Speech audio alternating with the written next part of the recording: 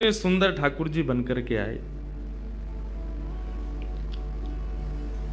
चंद्रमा भी पीछे पीछे चल रहे हैं, शंकर जी भी पीछे पीछे चल रहे हैं, ब्रह्मा जी भी पीछे पीछे दौड़ रहे हैं, वरुण आदि आदि जितने भी देव हैं सब मोहिनी पर ऐसे लट्टू हुए कि एक बार हमको देख भर ले, एक बार केवल हम पर दृष्टिपात कर दे, उसी मात्र से हमारा कल्याण हो जाना है।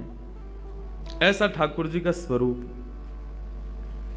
परंतु उन 33 कोटि देवताओं में एक देव ऐसे हैं जिनका मोहिनी के प्रति ऐसा कोई दुर्भाव नहीं था, और वो देव थे सूर्य। सूर्य ने जब मोहिनी के सौंदर्य को देखा तो उनके मन में भाव आया, इतनी सुंदर, इतनी सुकुमारी, इतनी कोमल, इतनी मधुर। सबको तो लगे हमारी पत्नी बने, लेकिन सूर्य को लगे मेरी बेटी बन जाए, मुझे पुत्री रूप में प्राप्त हो जाए।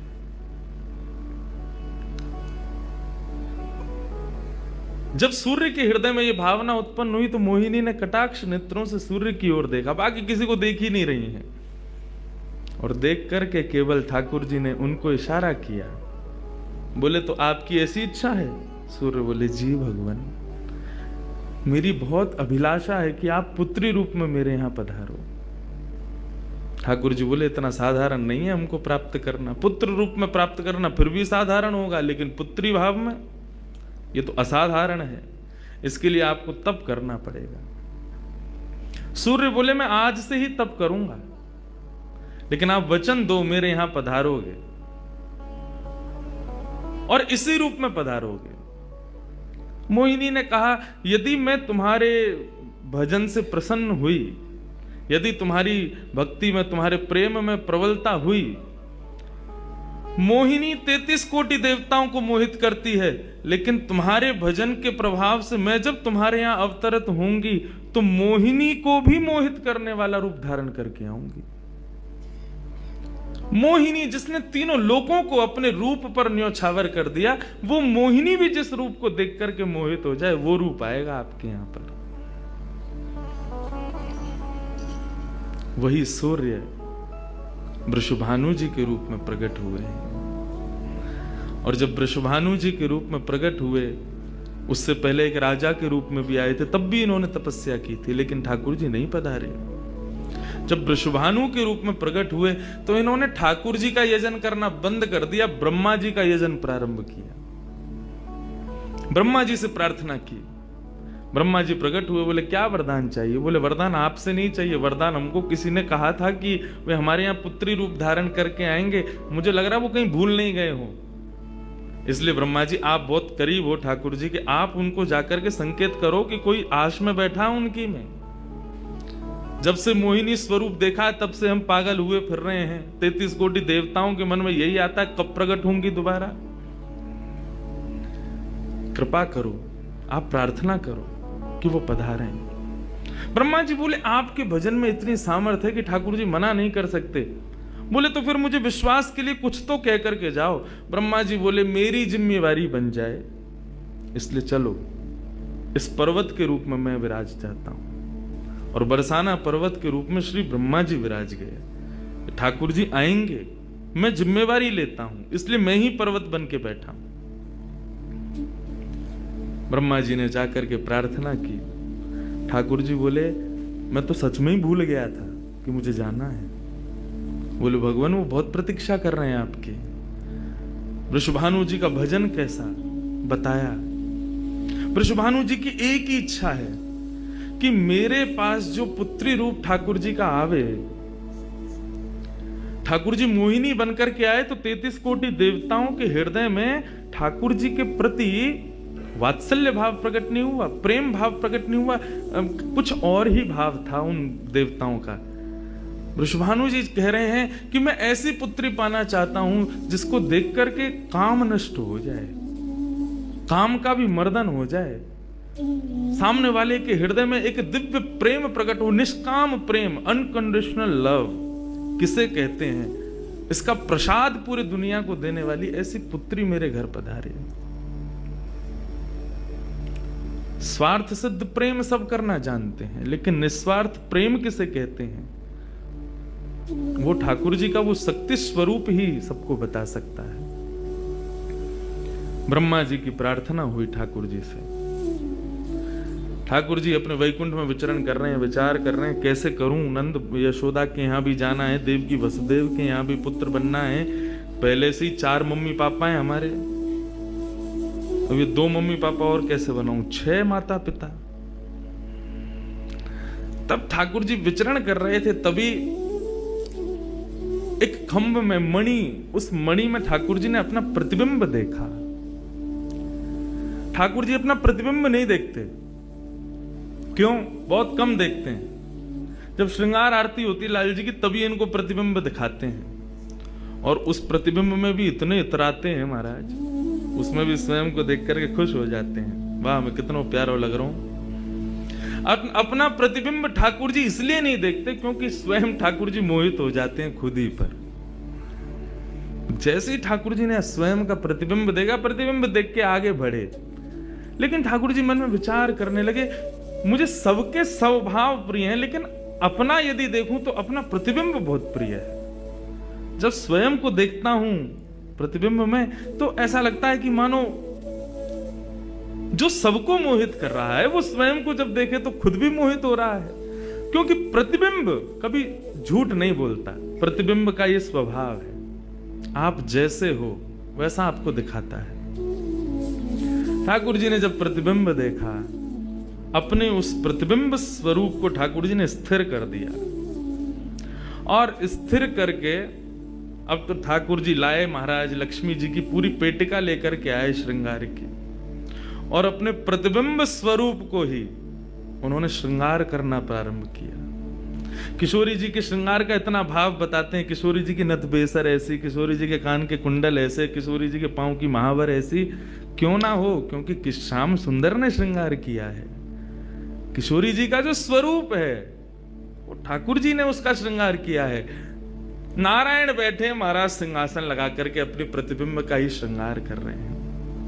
मोर पीछ हटाया, मुकुट उतार के दूर रखा, घुंघराले केशों को खोल दिया, नेत्रों में सुंदर सुंदर छोटा छोटा काजल लगाया, माथे पर एक सुंदर बिंदिया लगाई है, होठों पर निर्मल लालिमा लगाई है, गले में हार पहनाया, सर्वांगीण श्रृंगार किया, और लक्ष्मी जी की चुनरी ला करके जैसे ही शीश पर से चढ़ा करके ठाकुर जी ने थोड़ा सा जो श्याम रंग है उसको जैसे ही गौर वर्ण किया, वैकुंठ के उस प्रतिबिंब में से मानो जैसे सूर्य चंद्र का एकाकार रूप प्रकट हो गया हो, इतना तेज पुंज प्रकट हो गया कि ठाकुर जी भी अपने नेत्रों को छुपाने लगे। थोड़ी देर नेत्रों को बंद करने के बाद जब बड़ी धीरे से ठाकुर जी ने जब अपने प्रतिबिंब की ओर देखा, तो किशोरी जी का दिव्य स्वरूप वहां प्रकट हो गया। ठाकुर जी ने दंडवत किया, पहले प्रणाम,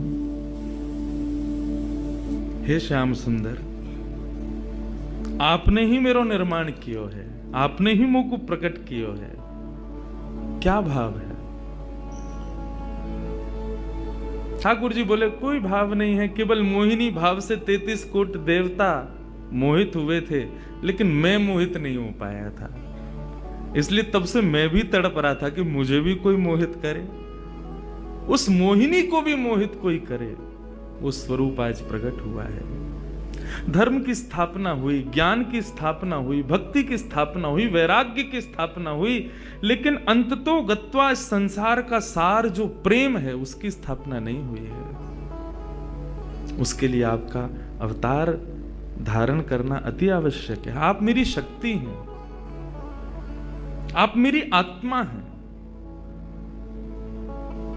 पूरा विश्व और पूरे विश्व की दिव्य चेतना किसकी प्राप्ति के लिए दौड़ रही है? कि आत्मा एक दिन परमात्मा में मिल जाएगी, लेकिन उस परमात्मा में आत्मा जो विद्यमान है वही तो किशोरी जी हैं। उस आत्मा की परमात्मा की जो आत्मा है वही तो श्री राधा जी हैं। लोग उनके रूप को नहीं समझ पाते। आजकल के यंगस्टर्स, आजकल के युवा उनको बहुत विचित्र रूप में दर्शन करते हैं कि कृष्ण राधा कौन है, बोले कि they are just like some love words, ऐसा नहीं है। आप उनको सीमित उस अवस्था में, और माफ कीजिएगा यदि किसी प्रवचनकर्ता की कथा सुनने के बाद भी आप उनको वहीं तक सीमित मान रहे हो ना, दोष आपको नहीं, प्रवचन करने वाले को लगेगा कि तुम किशोरी जी के इसी रूप को स्थापित कर पाए। इसीलिए कथाओं में ज्यादा किशोरी जी का प्रसंग ना हम कहते हैं ना उसका स्पर्श करते हैं। स्पर्श करने पहले से भी 100 बार सोचते हैं।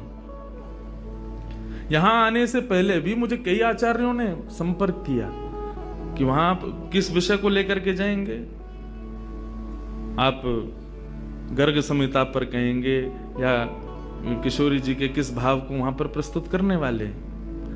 मैंने कहा देखो, हम बस बोलेंगे जो निकल जाए मुंह से, जिसका जो भाव ठाकुर जी स्वीकार कर लें बस, लेकिन भाव ये रखेंगे ठाकुर जी विराज गए हैं कि कोई अनधिकारी इस भाव को सुनकर के अपने मन में कोई दुर्भाव ना प्रकट करे। ब्रजवासी बहुत डरते हैं किशोरी जी के भाव को कहने में, क्योंकि जब सामने वाले से प्रत्युत्तर के रूप में कुछ विलग ही सुनने को मिलता है तो बहुत कष्ट होता है हृदय को कि तुमने किशोरी जी को क्या समझा, वो क्या है और तुमने उनके किस रूप को जाना। वो ठाकुर जी का ही प्रतिबिंब स्वरूप है, ठाकुर जी का ही आत्मा स्वरूप है। और एक बात कहूं, प्रतिबिंब से और आत्मा से प्रेम किया जा सकता है, ब्याह नहीं किया जा सकता, क्योंकि प्रतिबिंब और आत्मा ये दोनों हमसे अलग नहीं है। ब्याह के लिए एक अलग व्यक्ति चाहिए, एक हमसे कोई अलग हो, हमसे कोई जुदा हो, 2 लोग चाहिए तब ब्याह संपन्न होता है। लेकिन कृष्ण और राधा, इन दोनों में भेद है ही नहीं। किशोरी जी और ठाकुर जी में कभी भी कदापि कोई भेद नहीं है। बल्कि लीलाएं अभी सुनेंगे हम लोग, कभी कभी ठाकुर जी जब किशोरी जी का रूप धारण करते हैं तो किशोरी जी से ज्यादा गोपियों को सुख देते हैं।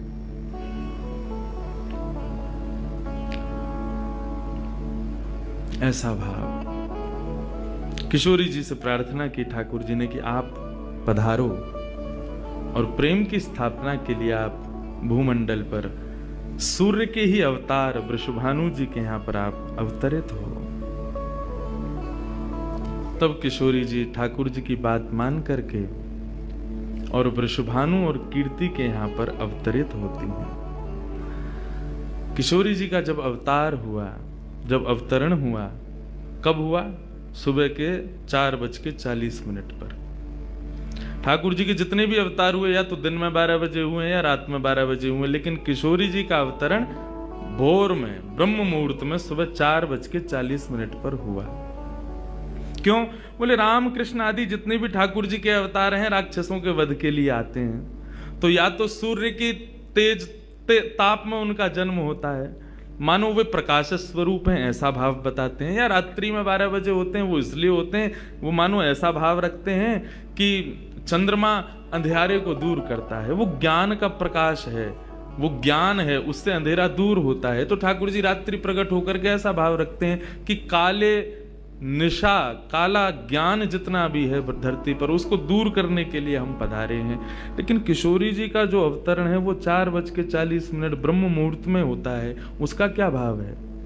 बोले 4:40 ब्रह्म मुहूर्त के बाद सूर्य प्रकट होना प्रारंभ होते हैं। मतलब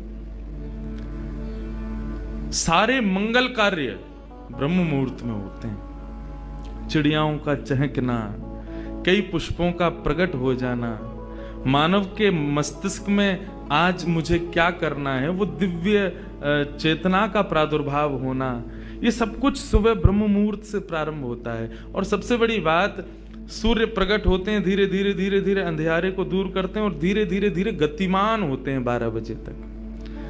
तो किशोरी जी का प्रादुर्भाव ब्रह्म मुहूर्त में हुआ, इसका ऐसा भाव बताते हैं कि मानो वो प्रेम जिस प्रकार प्रादुर्भाव से लेकर के और आगे के गंतव्य तक नित्य प्रति बढ़ता रहे, उसका वर्धन हो, वर्धन करने के भाव से किशोरी जी ब्रह्म मुहूर्त में पधारी। क्योंकि वर्धन होना ही एक नवीन दिन का ब्रह्म मुहूर्त से प्रारंभ होता है। ऐसे ही प्रेम का वर्धन, भक्ति का वर्धन, भाव का वर्धन, उन सब का वर्धन करने का प्रतीक है किशोरी जी, इसलिए ब्रह्म मुहूर्त में जन्मी है। किशोरी जी का प्रादुर्भाव हुआ, पूरे बरसाना में आनंद उत्सव मनाया गया।